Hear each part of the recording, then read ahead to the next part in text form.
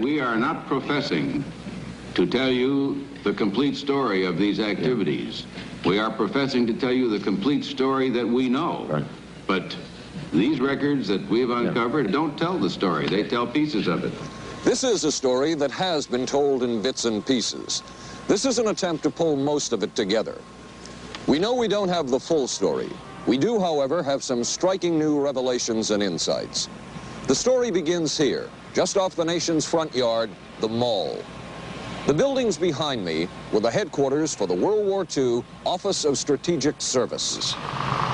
It was here that the first halting steps toward mind control began. The shaper and molder of OSS was General Wild Bill Donovan. He said of his group's work, "We may have made mistakes, but we were not afraid to try things that were never done before." In this anything-goes atmosphere, Donovan appointed this man, Stanley Lovell, a Boston industrialist, to break new ground in many scientific and technical fields. Donovan called Lovell his Dr. Moriarty, after the fiendish professor in Sherlock Holmes. Lovell liked the name and posed for this Saturday Evening Post photo. He later wrote of his OSS job that it was, quote, to stimulate the Peck's bad boy beneath the surface of every American scientist and to say to him, throw all of your normal law-abiding concepts out of the window. Here's a chance to raise merry hell. It was in this atmosphere that the search for mind control began. This bizarre man would be an active participant in that search over the next 2 decades. His name is George White, an OSS captain who had formerly been with the Bureau of Narcotics. In his diary, seen here publicly for the first time, White left a legacy of the darker side of American intelligence work. He received his early OSS training at the British-run school at Oshawa, Canada, the same school where Ian Fleming, the creator of James Bond, was trained. White referred to the school in his diaries as the Oshawa School of Mayhem and Murder. Mike Burke, former OSS colleague of White's and now president of Madison Square Garden Center.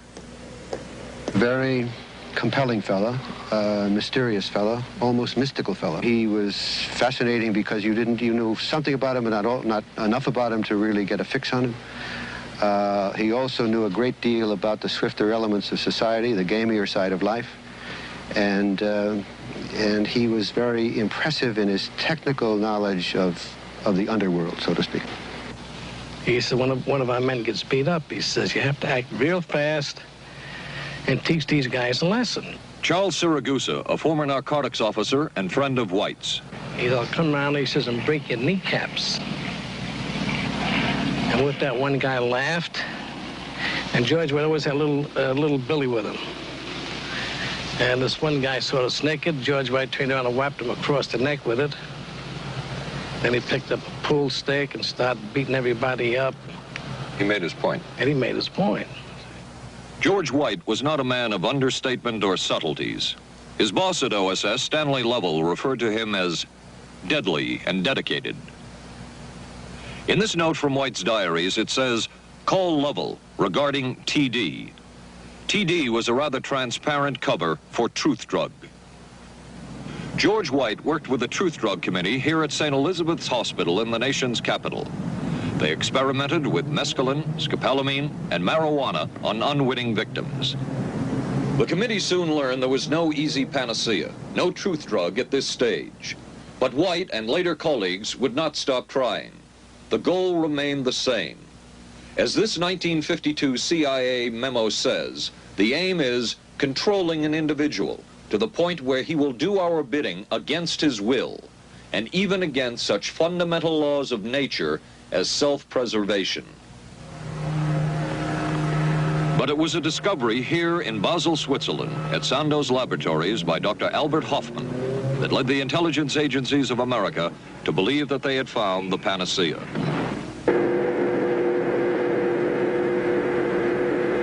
The discovery was lysergic acid diethylamide, LSD. The film that you see is considered by many experts to be the closest illustration of the effects of a hallucinogenic. It was one of the first times that anybody had run into a powerful drug that was different than anything else that they knew anything about, John Gittinger, recently retired chief psychologist for the CIA.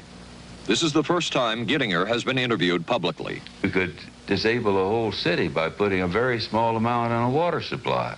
After all of these years of us, those of us who are involved in looking for this secret drug, this was the only thing that began to look for the first time like it might be something like that.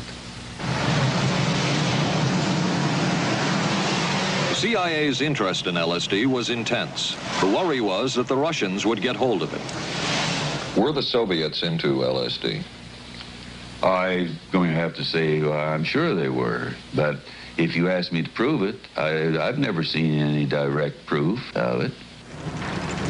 But at one point, intelligence information received from Switzerland said that Sandoz Laboratories was about to put 100 million doses of LSD on the open market. And it caused enough concern within the agency that the United States was prepared to buy the entire supply.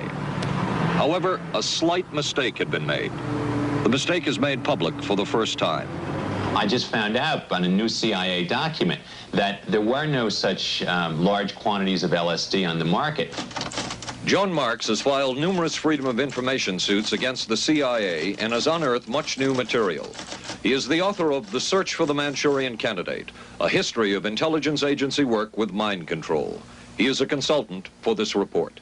What happened is that there was a military attaché in Switzerland, an American officer, who got milligrams and kilograms mixed up. In other words, he made a mistake of thinking 1/1000th of a gram was the same as 1,000 grams, which is a mistake of 1,000,000 times. So when the CIA got the intelligence that there were 100 million doses on the market, in fact, there were 100 doses. The man who would oversee the CIA's research into drugs and most of the agency's behavior programs is this man, Dr. Sidney Gottlieb, a chemist. Dr. Gottlieb declined ABC News' request for an interview. In their never-ending search for the miracle weapon, CIA operatives searched here in the remote mountain areas of southern Mexico for what up to then had been considered a myth, magic mushrooms. They used this man, a part-time chemist for the CIA, to dupe this man, a vice president of a bank and an amateur mycologist or mushroom expert, to try to get to the magic mushrooms and turn them into a drug. But it would be the amateur, R. Gordon Wasson and his colleagues, who would win the race and develop the drug psilocybin from the magic mushrooms. We went into the Mazatec area, far from the highways, remote from Mexico City. There we found that rotten bagasse, as it's called, bagasso, covered with mushrooms.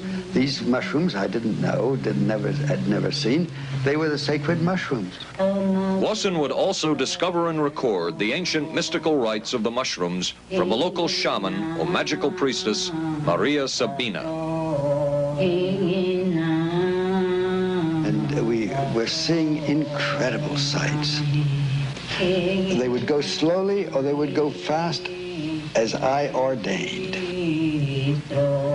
All your senses are rendered acute. We say that you see visions, you see hallucinations, but that doesn't begin to tell this story. The hallucinations are only part of it. You hear sounds, you smell things. The night was thrilling. Word of Wasson's discovery reached the CIA quickly. Dr. James Moore, a University of Delaware chemist, secretly served the CIA preparing deadly chemicals on short notice. Moore was instructed to get close to Wasson and accompany him on another trip to Mexico to get the magic mushrooms. Internal documents show the CIA felt a drug derived from the mushrooms could remain an agency secret. What in the world were they looking for with the magic mushrooms? I think the best answer to that is that they were looking for fundamental information on compounds that would be capable of causing changes in behavior, changes in mental attitude.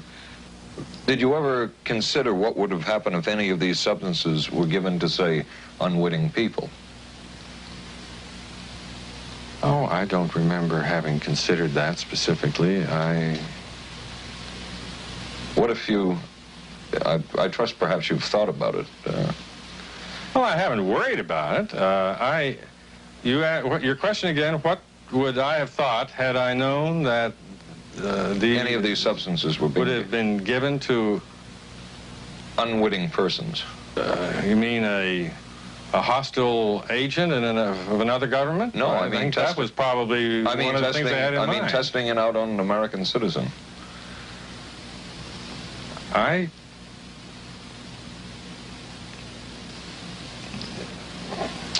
I guess I must seem very, very cold-blooded about this, but I don't recall ever having been very much preoccupied with that issue. But many drugs were tested in this way.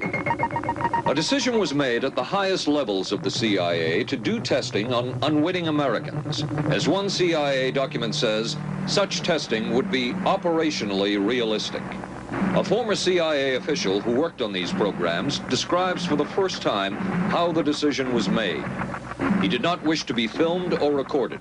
Thus his remarks are read by someone else. I think every last one of us felt sorry to attempt this kind of thing. We knew we were crossing the line. Every decent kid knows he shouldn't steal, but he does it sometimes. We knew damn well we didn't want anyone else to know what we were doing. The decision was made to do testing on unwitting victims. It was decided they should be on the fringes of society because they were most vulnerable. It was the borderline underworld, prostitutes, drug addicts, and other small-timers who would be powerless to seek any kind of revenge in case they found out. And as their predecessors had a decade earlier, the CIA turned to George White for help. White was now a high-ranking narcotics official, and by this time the stories about George White were legendary. So the waiter says, "You may help you, monsieur?" And George White was busy talking with me. Paid no attention to the waiter, so the waiter tapped him on the shoulder, says, "May I help you, monsieur?" George White turned around, whipped his gun out, and stuck it in the guy's face like this in this crowded restaurant. George White did not mind bending the law, and he knew the street well. He was the ideal choice for what the CIA had in mind. We were Ivy League, white, middle class. We were naive, totally naive about this, and he felt pretty expert. He knew the whores, the pimps, the people who brought in the drugs. White set up so-called safe houses for the CIA in New York, here in Greenwich Village, and later in San Francisco, in this hotel, and in an apartment atop Telegraph Hill with a commanding view of San Francisco Bay. While the existence of these safe houses was disclosed last year, details of what took place within them has not been told. A former CIA official who worked in the safe houses reveals that they were used not only for drug testing, but to study sexual behavior and how it could be used to manipulate people. We did quite a study of prostitutes and their behavior. How do you take a woman who is willing to use her body to get money out of a guy to get him to talk about things which are much more important, like state secrets? We learned a lot about human nature in the bedroom. We started to pick up knowledge that could be used in operations. There would be victims in all of this, but as the agency knew, they couldn't fight back. Some entries from George White's diaries. Clarice gets horrors. Janet, sky high. As one agency memo says, we have no answer to the moral question. The safe houses were not the only testing grounds. Millions of dollars would be spent on LSD research at universities throughout the country. And word would begin to spread on campus about this so-called mind-blowing drug. And suddenly, there was the counterculture of the 60s. I give the CIA a total credit for sponsoring and initiating the entire consciousness movement, counterculture events of the 1960s. Dr. Timothy Leary, the 1960s Johnny Appleseed of LSD. The CIA funded and supported and encouraged hundreds of young psychiatrists to experiment with this drug. The fallout from that was that the young psychologists began taking it themselves, discovering that it was an intelligence-enhancing, consciousness-raising experience. I know that some of the studies in which the CIA had supported, used as subjects people who later became strong proselytizers of LSD. So in that sense, yes, I think it did sustain the perpetuation of the use of the drug. And it's rather ironic, isn't it? The counter case that I would make in relationship to that is that remember that the people who were doing the research were people who would be doing the research regardless of who was the sponsor. I don't think anybody working in that time in the remotest ever thought that it would blow up into the kind of thing that it did.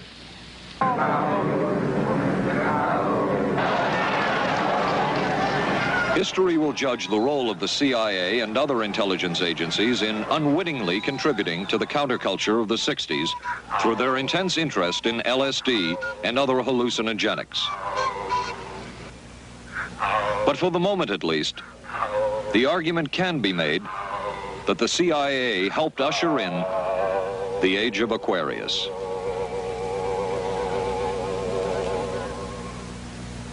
Covering a span of history such as we are in this report, one can get sidetracked by the so-called glamour and mystery of espionage work or by the exotic qualities of some drugs. But what you can't lose sight of is what all of this would mean in terms of individual human beings. There would be deaths, there would be long-lasting and harmful effects. The best-known case is that of this man, Frank Olson, a chemist employed by the Army Chemical Corps, who in 1953 was slipped LSD unknowingly at a meeting with CIA officials. Shortly after that, Olson went into severe depression. He ended his life at this New York hotel by diving through a shaded closed window in his 10th floor room. Frank Olson was the first known fatality in the CIA's LSD program. Olson left behind a widow, Alice, and 3 children, but it would be years before they learned the real story of his death. Shortly after his suicide, Alice Olson was visited by Dr. Sidney Gottlieb, the man who had administered the drug, and by Robert Lashbrook, his deputy, who was the last person with Frank Olson the night of his death. It was probably to check me out and see whether I was handling myself and handling the situation, whether I was hysterical. And I'm sure they left the house feeling ever so much better because I had been gracious and hospitable to them, so that I must have played right into their hand and made them feel fine. 23 years later, how did you feel about that meeting? My anger was unbelievable at how I had been duped for this length of time, and the anguish which was unnecessary. Anyone who knew during all of those years never told Alice Olson the real story of her husband's death. She would discover it by accident more than 2 decades later. In essence, it was a 22-year-long cover-up. Lyman Kirkpatrick was Inspector General of the CIA at the time of Frank Olson's death. But had not the Olson case occurred within the secret confines of the CIA, would not this case have been a prosecutable case? Perhaps manslaughter? I would think definitely prosecutable, and certainly from the point of view of of Mr. Olson, why it should probably have been actionable. Frank Olson's suicide slowed down the CIA's testing of LSD and other drugs, but only momentarily. The CIA was not the only government agency interested in the possibilities LSD and other drugs presented for mind control. The Army Chemical Corps first started working with the CIA and then branched off on its own. It too tested drugs on unwitting victims, and a death would result. The case of this man, Harold Blower, a tennis pro, seen here with his daughter Elizabeth, is well known. In 1953, Blower was a private patient at the New York State Psychiatric Institute. He was given 5 injections of a mescaline derivative that was being tested secretly for the Army Chemical Corps. With the 5th injection, Harold Blower died. As with the Olson case, a 22-year cover-up followed, until finally the Army admitted the real details of Blower's death. Since the initial news stories of Harold Blower's death, close to 5,000 documents, previously classified, have been released by the Army and obtained by ABC News. They provide valuable insight into Army activities at the time of Blower's death and where the Army went from there with their own drug testing program. From a previously classified deposition of Dr. James Cattell, who administered the mescaline derivative, on the purpose of the drug testing, to produce symptoms similar to those that you see in schizophrenia, on how much the patient knew about all this. We didn't delineate all the possibilities of what might happen because then you contaminate your experiment. Cattell then relates that he never even knew what drug he had given Harold Blauer because of the secrecy of the Army experiments. We didn't know whether it was dog piss. This was secret. This was a secret. We weren't in on it. We asked Blauer's daughter Elizabeth for her reaction. What? How can anybody react to that? I mean, that is so far from what you'd expect from a human being, never mind a doctor, never mind a professional specialist who's supposed to care about people's minds. It's unbelievable. A suit filed by Elizabeth Barrett against the Army Chemical Corps is now pending in federal court. Other Army experiments continued on mental patients around the country. Work done at the Tulane Medical Center in New Orleans involved several drugs, hallucinogenics, and electrodes implanted in the brain. The chief researcher was Dr. Russell Monroe, now head of the psychiatry department at the University of Maryland. These are various progress reports written by Dr. Monroe and recently obtained by ABC News. From one of the progress reports, a report of a woman who had electrodes implanted in the brain and was then given LSD and other drugs. She became agitated, cried, lapsed into a trance-like state.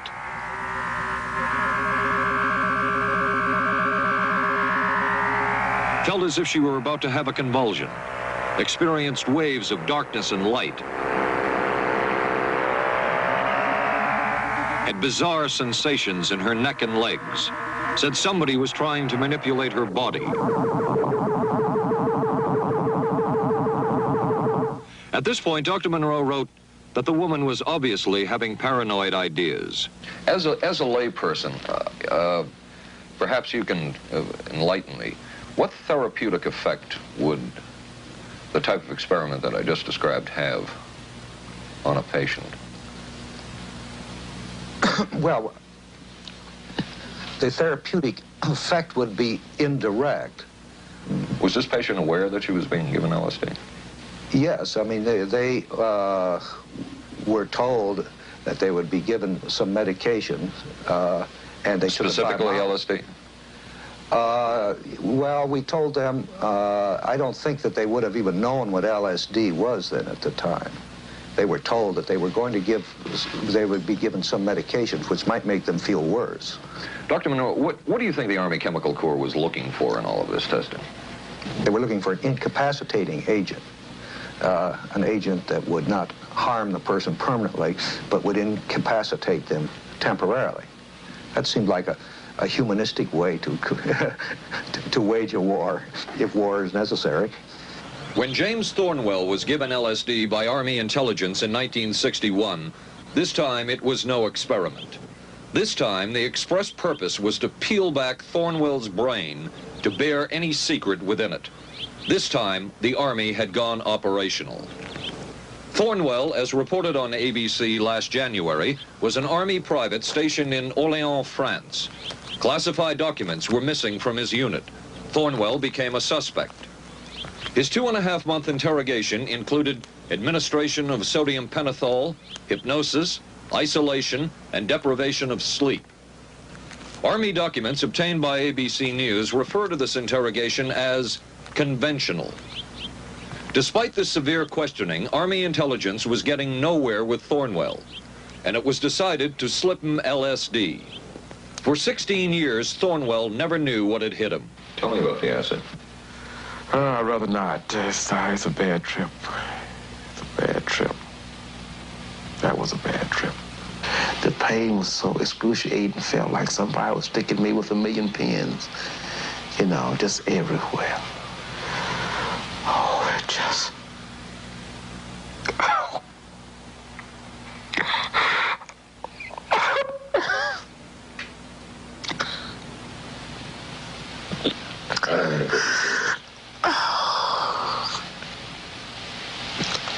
You want to stop for me?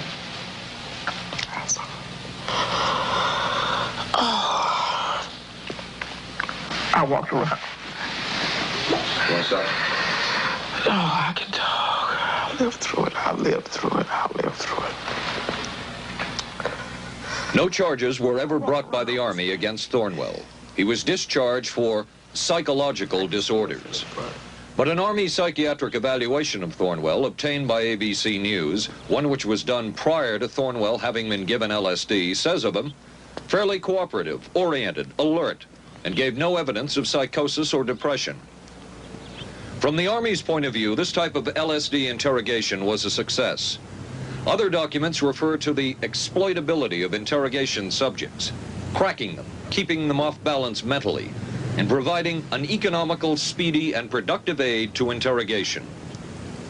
From James Thornwell's point of view, it was no success. Thornwell still has serious problems. He's run through 2 marriages. He maintains he can't hold a job, can't concentrate, has nightmares, and feels socially and emotionally isolated. Last fall, Thornwell filed suit against the government in federal court.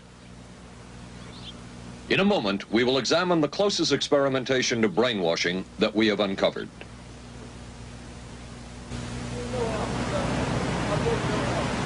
By far, the most chilling experiments we have uncovered took place at this Gothic estate called Ravens Crag, halfway up Mount Royal in Montreal. It houses the Allen Memorial Institute of Psychiatry of McGill University. It was here that the CIA funded a series of experiments, severe experiments. The work was done by the Institute's then director, Dr. Ewan Cameron. It is the closest experimentation to brainwashing yet disclosed. His work, unprecedented in psychiatry, consisted of 3 areas which he called sleep therapy, psychic driving, and the ultimate depatterning. Dr. Maurice Dongier, current head of the Allen Memorial Institute. In his psychic driving, so-called type of therapy, he would give the patient intensive electric treatment in order to make the patient regress deeply, become forgetful, and then he would attempt to implant new ideas in the mind of the patient. Now, to a layman, it would appear that Dr. Cameron was trying to take the slate and wipe it clean, the slate being the mind. In other words, brainwashing. Exactly, that's a very good comparison. Brainwashing. Yes, to lie. Val Orlico of Winnipeg, Canada, the wife of a member of the Canadian Parliament, was a patient of Dr. Cameron's. She entered the Allen Memorial Institute because of severe depression. She describes for the first time publicly the LSD therapy and psychic driving treatment that she was given by Dr. Cameron. And then the drug began to take hold very rapidly because it was an IV injection. And things became very furry and very frightening, and had a lot of sensations that it's very difficult to recall. Nobody explained it to me. Nobody ever asked me if I was willing to do it or anything. He had this feeling that he would be able to get through the resistance of illness and to reach deep changes very quickly. Did he? I don't think that when you look at that in retrospect, the hopes that he had have been in any way fulfilled. But Cameron would plunge on. The next step was what he called psychic driving. This involved almost endless tape-recorded messages and more drugs for the patient. Cameron wrote that this was the way to make direct controlled changes in personality. I thought this was the coldest and most impersonal treatment that anybody could give to anybody in the world. And I became more and more despondent and more angry. I just became so despondent that I thought I can't live like this any longer. And I thought I would just go out and throw myself underneath the cars on McGregor. I stood on the curb of that street and I stood there and I thought, okay, go. Okay, go. And then I thought, what if you're not killed? What if you're just maimed? What if you don't die and you live and you can't even talk anymore? And I couldn't do it. The most severe technique Cameron used was de-patterning. He described it as breaking up the existing patterns of behavior by means of intensive electroshock therapy with prolonged periods of sleep. He carried out these experiments in something he called the sleep rooms. People in there were like babies. They cried and they were very disoriented. And we were very afraid of the sleep room. We used to walk very carefully against the side of the corridor that was opposite the sleep room with our backs to the wall when we'd go by. Cameron used this combined sleep electroshock treatment on patients as long as 30 days. One patient he kept asleep for 65 days. Cameron retired, and his successor, Dr. Robert Cleghorn, ordered a follow-up study on the patients treated with Cameron's de-patterning method. It showed that it was no more beneficial in its result than the use of more conservative methods. But the follow-up study showed that 60% of those who had been de-patterned still had amnesia for periods of anywhere from 6 months to 10 years. That's quite a memory loss, isn't it? That is a memory loss, indeed it is. It's more, I think, more than desirable. In retrospect, does Dr. Cameron's experimentation and his treatment appear harsh? I would say yes. I mean, this forceful type of approach that I was describing to you is definitely, it can be said that it's harsh. I wouldn't call it harsh. I would say it was harder on the staff than it was on the patients, because these people had to be fed and they had to be cared for and they had to be given sufficient fluid and food and toileted and so on and so forth. It was a very difficult thing for the staff to follow these patients properly and see that they did well. Well, I'm glad he was concerned for the staff. But damn it all, I wouldn't. I could have maybe had a different kind of life. And that makes me angry and sad, and I don't know how to explain how I feel, really. I just. How did you feel when you learned that Dr. Cameron's experimentation was financed by the CIA? Well, I thought, oh, I can't even use the word that I thought, because I thought, that bastard. And he was too smart. He knew who he was working for. And, excuse me, but I just, I just can't, sometimes I can't believe it, and yet I know it's true. If you had the opportunity to say something to the people at the Central Intelligence Agency who financed this study, what would you say? I realize the CIA is a very important organization and they have a very important job to do, but God, it surely doesn't have to be done on people who are totally incapable of knowing what's happening or having any defense against it. And I can't imagine the mentality of people who would do this. I just can't. As for Dr. Cameron, he died in 1966 while mountain climbing. A colleague wrote of Cameron, "For him, the ends justified the means. And when one is dealing with the waste of human potential, it is easy to adopt this stance." Dr. Cameron seemed ideally suited for what the CIA had in mind. It was the Cold War, and especially the trial of Joseph Cardinal Mindszenty, who was forced to testify in a Hungarian court that he was a spy. And then later, the Korean War, with the coerced and mainly fraudulent confessions of American servicemen. My information took place on the... that would spark intense interest in intelligence circles about brainwashing. The CIA secretly commissioned a study of communist brainwashing methods at the Cornell University Medical Center. A leader of that study was Dr. Lawrence Hinkle. He explains first the Russian method of controlling and breaking a person. Absolutely isolated from everyone else, with one man whose job it is to get you to write the extent to which you are a criminal. In this setting, you can get people to do most anything, do you see? because you don't have to lay a hand on them. And by the time you get through and you go up before the judge, the fellow says, were you a spy? He says, yes, I was a spy. The Chinese never really had this kind of a state police system. They would get him in, and all this fellow does is ask you to write, rewrite, and talk to him about your whole life. He graduated from pilot training in 1949. While the purpose of the study was to find out about communist brainwashing techniques, CIA documents show that the agency was interested in developing mind control methods of its own to precondition and control Chinese living in this country to be sent back to their homeland as CIA agents.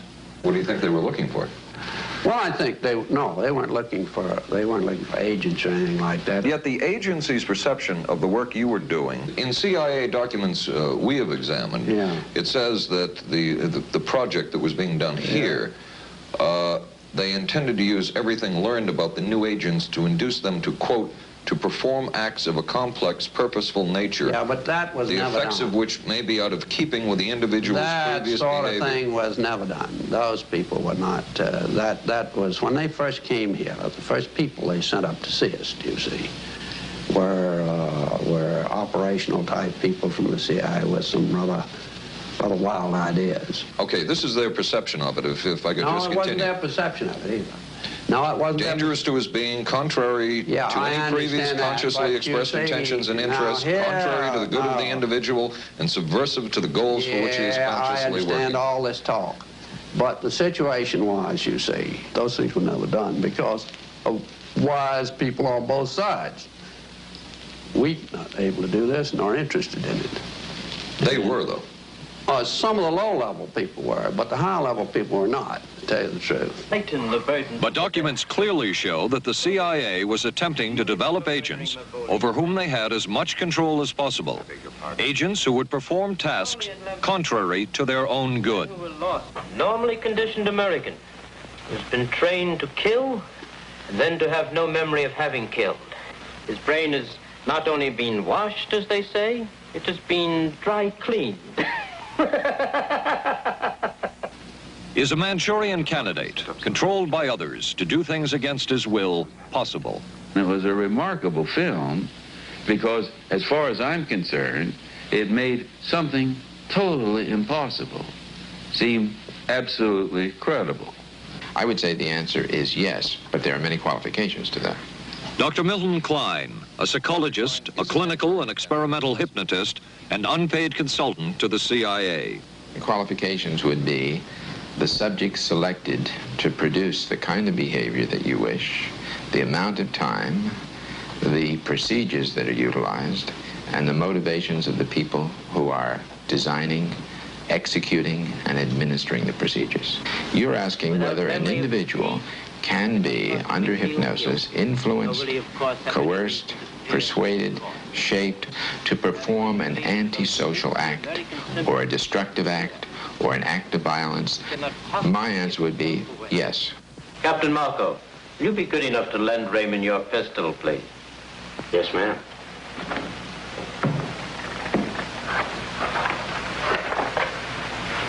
Thanks, Ben. Sure, kid. Shoot Bobby, Raymond. Through the forehead. Yes, ma'am.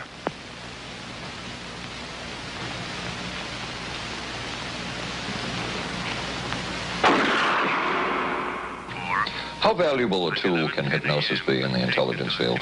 None whatsoever. It has absolutely no use because nobody's ever been able to do that I know of, do it in an operationally feasible way. I'm not in any way saying that hypnosis doesn't take place. I'm not saying there's nothing to it.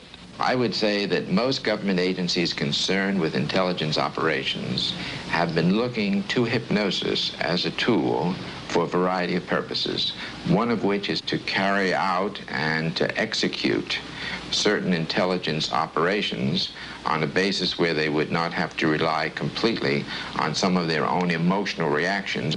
Actually, would that entail murder? It could, if you consider that an act of killing someone under circumstances of war is murder.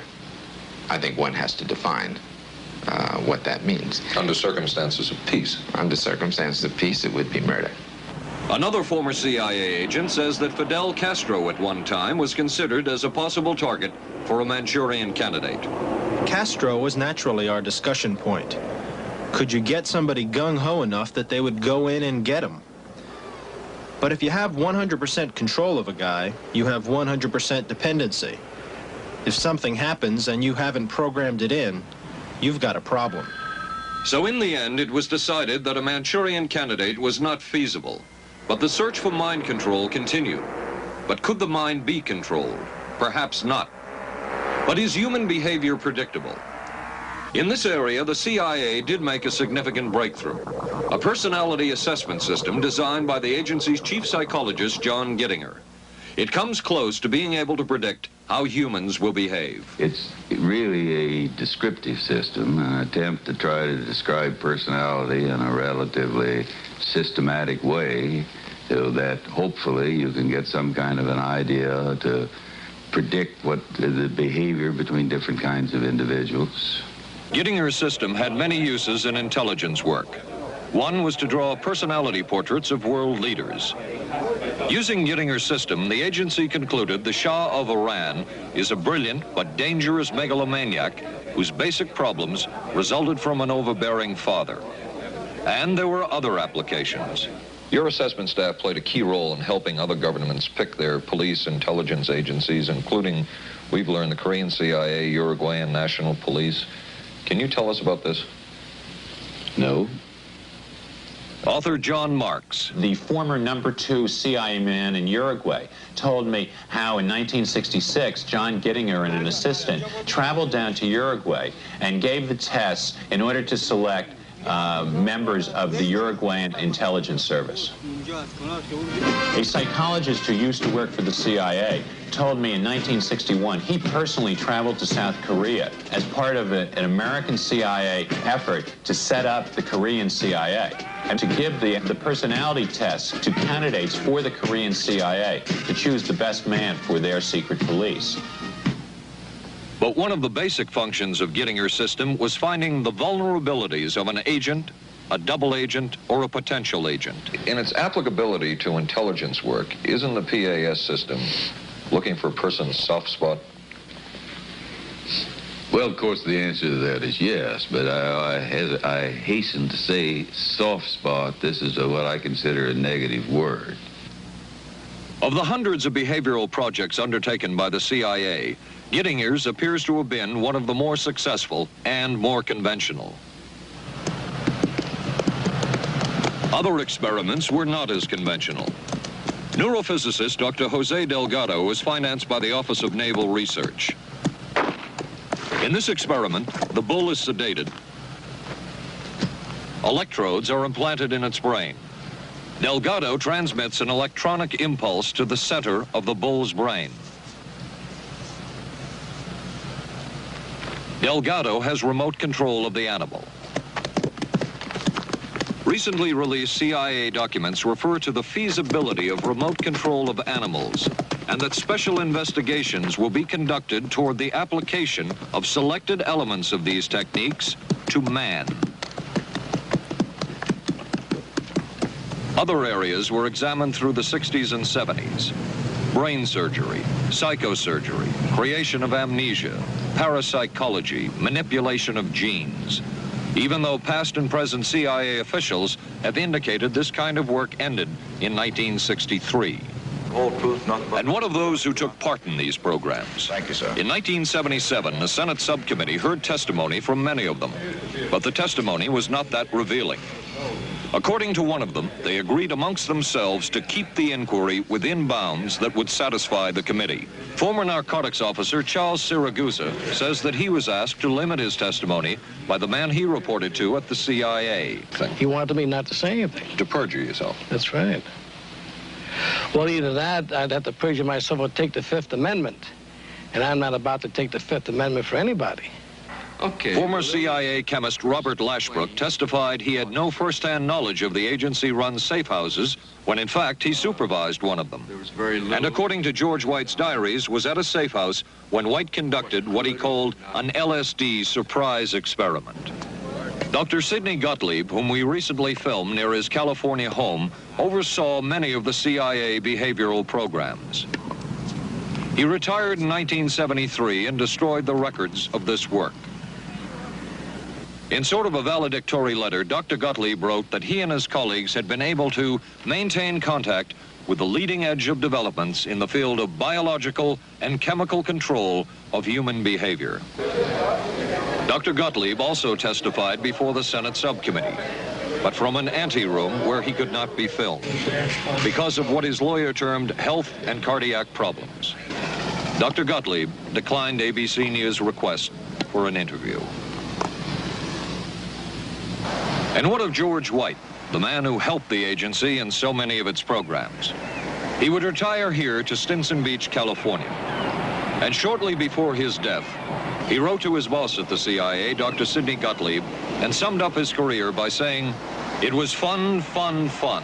Where else could a red-blooded American boy lie, kill, and cheat, steal, deceive, rape, and pillage with the sanction and blessing of the All-Highest?" Has mind control been achieved? From all of the available evidence, it appears doubtful. The human will has prevailed up to this point. But as we have seen, work is continuing in this field, work that we still don't know very much about. How deeply are the Russians and other dictatorships into all of this? We really can't say, and the CIA is reluctant to give out information about it. But the basic question remains, what place does all of this have within a democracy? One final point should be made. As one of the persons who worked on these programs told us, we are very capable, conscientious, and very dedicated scientists working for our country. Their work speaks for itself. This is Paul Altmeyer for ABC News.